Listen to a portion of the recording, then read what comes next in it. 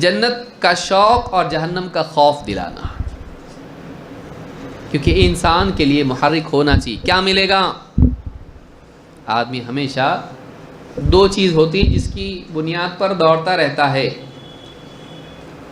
کچھ پانے کے لیے دوڑتا، کسی چیز سے بچنے کے لیے دوڑتا۔ صحیح؟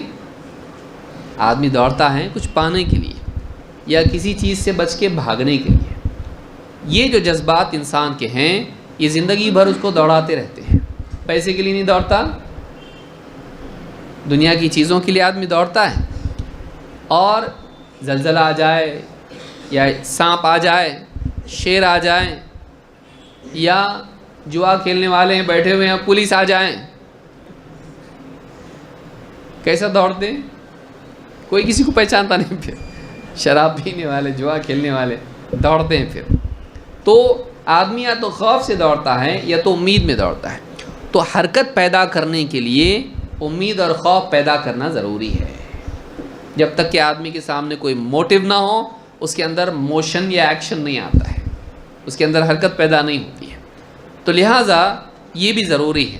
اللہ کے نبی صلی اللہ علیہ وسلم کی سینکڑوں نہیں بلکہ ہزاروں حدیثیں ہیں جن میں آپ کو ملے گا کہ آپ نے جنت کی ترغیب دی اور جہنم سے ڈرایا۔